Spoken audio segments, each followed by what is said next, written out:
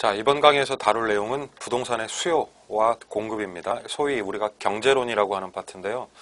우리 개론의 모든 다양한 이론들을 이해하는 데 있어서 가장 기본이 되는, 가장 바탕이 되는 이론이기 때문에 입문 강의이긴 하지만 이 강의 내용 안에서 기본적으로 수요 공급이 향후 어떠한 이론적 영향을 미치는지에 대한 생각을 좀 하시면서 수업을 들으셔야 될 것 같고, 저도 뭐 초반이니까요, 용어 정리를 좀 집중적으로 드리긴 할 거지만 이 수업 자체가 굉장히 중요하다라는 생각을 가지고 수업에 접근하시는 게 좋겠다, 이렇게 생각을 합니다.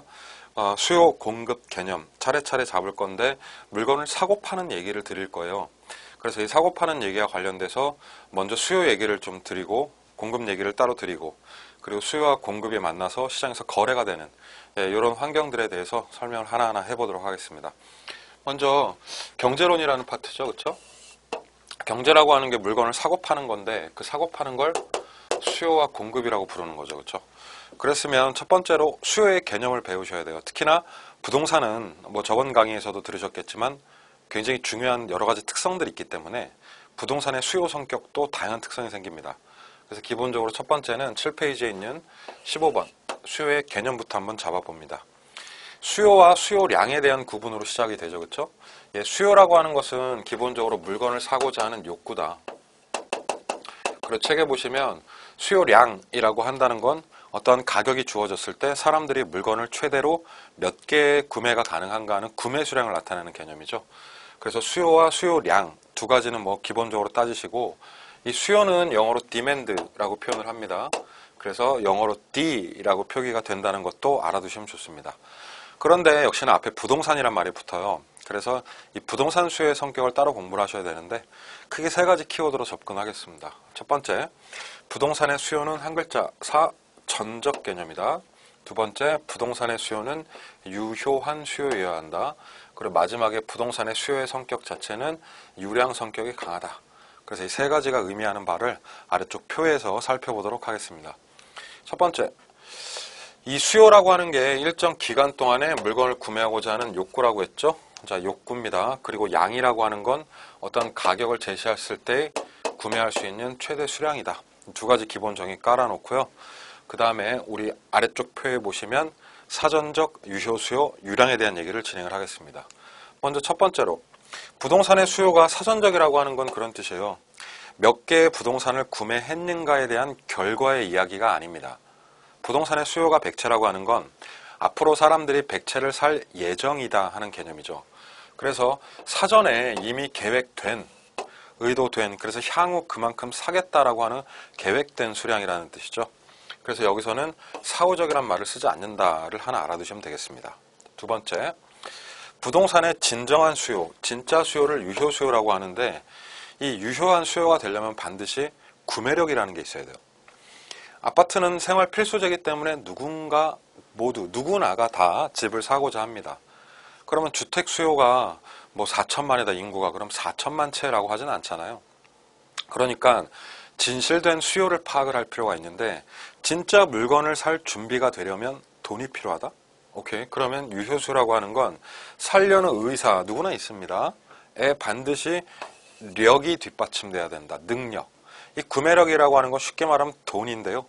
그래서 집을 살 능력을 갖춘 그러한 수요를 이제 진짜 수요, 전문 용어로 유효 수요라고 부르게 되는 거죠.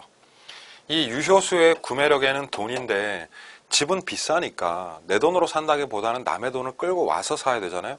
소위 대출이라는 게 필요하다. 그럼 이 융자금도 어떤 나의 자금 융통 능력에 포함이 되는 거죠. 그래서 이 금융 능력에 따른 대출금도 구매력에 포함되고 이것이 유효수요의 조건이 된다는 것도 알아두셔야 됩니다. 자, 세 번째로 보시면 부동산의 수요량이라는 것은 유량값이다라고 얘기를 하는데 일정 기간이 있어야 돼요. 기간이 확실해야 이 수요량이 확실해집니다. 아파트 수요가 100채다 그러면 이 100채가 뭐 한 달에 100채인지 1000채 100채, 1년에 100채인지 월 단위인지 연 단위인지 확실치 않죠. 그 데이터가 확실하려면 기간값으로 표현이 돼야 된다, 이런 뜻이죠. 또한 아파트를 본인이 직접적으로 구매한다고 했을 때 이 구매라는 행위 자체는 상당한 기간이 필요한 행위거든요. 그래서 이렇게 기간으로 표현되어야 하는데 그러한 데이터를 묶어서 유량이라고 부르는 거죠. 유량의 핵심 단어는 기간이라는 두 글자가 되겠습니다. 자, 요 유량 개념을 조금 깊게 보실 필요가 있거든요. 그래서 제가 16번 들어가서 그 측정 데이터의 구분을 한번 해드릴게요. 바로 타이틀은 유량과 저량 이렇게 되어 있는데, 이 유량과 저량은 공통점으로 수요량이나 공급량의 측정값을 구분한다 이렇게 하고 있습니다. 데이터를 구분하는 기준이에요. 어떤 값이 있을 때 그것을 유량의 측정값, 저량의 측정값 이렇게 구별하는데, 그렇다면 기본적으로 두 개의 뜻을 알아야겠죠, 그렇죠? 자, 유량은 흐를 유자를 씁니다. 그래서 흐름이라는 뜻으로서 영어로 flow라고 부릅니다. 근데 우리 시험에 이 단어 자체가 flow라고 나오기도 해요. 그래서 한국말로 flow라고 기억을 해야 돼요. 유량 데이터는 다시 강조드립니다만 기간의 측정값이다. 그리고 기간이 포함된 값이다 해서 기간이 들어가 있으면 유량 데이터다라고 판단하면 되는데 와닿지가 않아요, 얘기가. 그럼 사례를 한번 봅시다. 자, 급여, 소득 나왔는데 앞에 중요한 단어들이 붙어 있죠. 우리가 소위 한 달의 노동 대가를 월급이라고 합니다. 그리고 1년 동안의 총소득을 연소득, 연봉이라고 표현하죠. 월급, 연봉, 월급이 300이다 하면 300만 원이라는 수입 안에는 한 달 일하는 단위가 들어가죠. 그러니까 월값으로 표현이 되어 있으니까 이러한 월급 같은 데이터를 유량이라고 부르는 거죠. 마찬가지예요. 연봉, 1년의 연봉이 1억이다. 그러면 1억 안에는 1년이 들어가 있다. 그럼 그걸 유량으로 보자는 얘기죠. 생산이나 거래를 합니다. 생산 활동이나 거래 활동 자체가 워낙 오랜 기간을 필요로 하는 거죠. 그리고 기간값이 확실해야 하죠. 뭐 1분기 생산량, 한 달 생산량, 1년 생산량 이런 식으로. 그래서 생산과 거래는 모두 유량값이고 마지막에는 연이 포함되어 있죠. 그래서 이 연이 들어간 것도 유량이 됩니다. 그러니까 유량이라는 데이터는 월이나 연값, 보통 이렇게 이해를 하시면 편하죠. 근데 모든 측정값이 이렇게 월이나 연 개념을 갖는 것은 아니다. 자, 그랬을 때 이제 바로 저량 개념이 나오는데요. 저량은 영어로 스탁이라고 표현합니다. 얘는 재고라고 하는데 한국말로 시험에 스톡 이렇게 나오기도 해요. 그래서 플로우, 스톡이라는 표현을 알아야 돼요. 이 플로우는 흐름이란 뜻이었고 스탁은 재고라는 뜻인데 바로 그 저량 데이터가 재고량 같은 거예요. 그러니까 일정 뭐냐면 시점 값이라는 거죠. 즉 측정을 할 때 기간이 필요하지 않거나 기간이 포함되지 않은 데이터를 저량이라고 합니다. 예를 들어서 재고가 나오잖아요. 재고 몇 개니? 그러면은 창고 열어서 하나, 둘, 세 개요. 세 개라고 얘기를 하는데 우리가 뭐라고 얘기를 하냐면 2015년 뭐 1월 1일 기준으로 10개 이렇게 얘기를 하죠. 재고가 세 개라는 게 한 달 동안 세 개라는 게 아니잖아요, 지금. 그러니까 이런 데이터는 값의 기간이 필요 없다. 그럼 얘를 저량이라고 하는 겁니다. 같은 논조로 인구, 대한민국 인구가 5천만이라고 얘기를 하는데요. 5천만이 현재 특정 시점에서 5천만이라는 얘기죠. 뭐 한 달에 5천만 이런 뜻 아니잖아요. 그러니까 이런 데이터들은 기간이 필요 없다. 자, 무슨 값? 네, 저량이라고 하는 거예요. 땡땡땡땡 하는 마지막에 자산 가치 이런 말 나옵니다. 이 가치라는 표현도 대표적 저량 값이에요.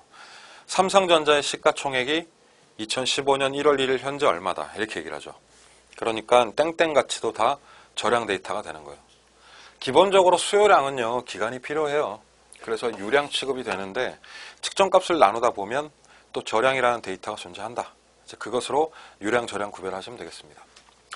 자, 세 번째로 수요에 대한 얘기를 본격적으로 할 건데 책을 좀 넘겨서 19번, 그러니까 8페이지로 넘어가서 수요 함수 얘기를 먼저 해드릴게요.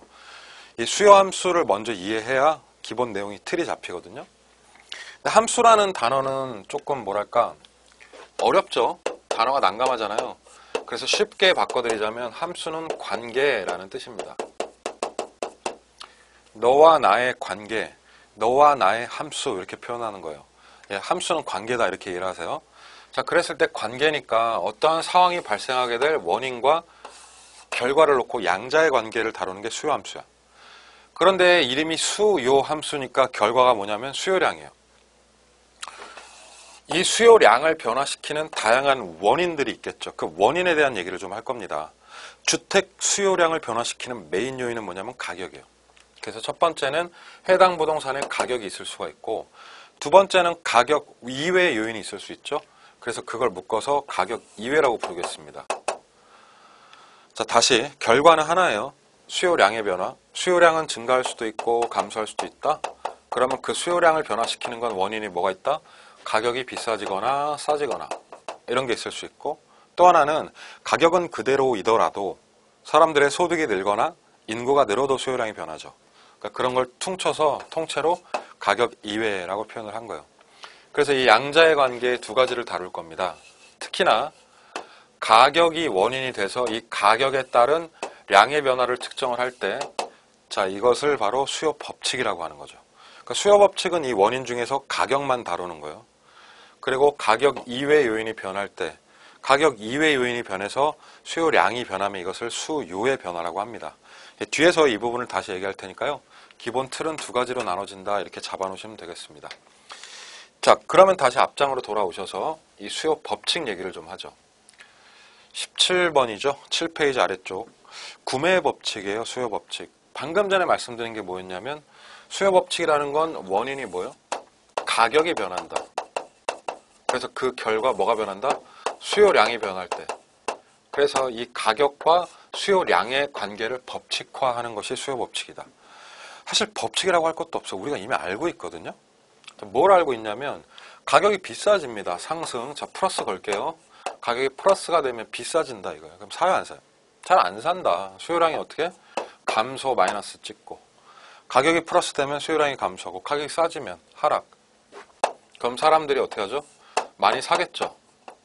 그러니까 비싸면 덜 사고 싸지면 많이 산다. 아니 뭐 이게 법칙입니까? 상식이죠.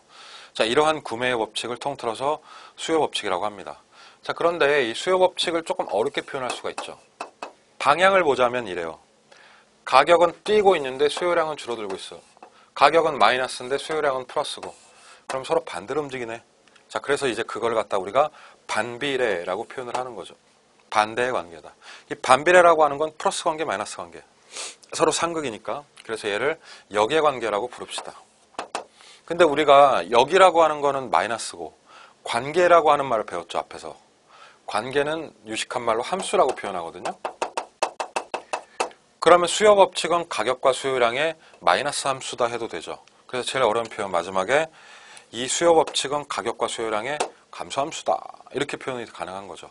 그러니까 이 디테일한 표현들 반비례, 역의 관계, 감소함수 이런 걸 알아두셔야 됩니다. 자, 그랬을 때 이 둘의 관계를 그림으로 그리는 거예요. 그림으로 그려놓으면 그것을 갖다 우리가 수요 곡선이라고 부르죠. 8페이지.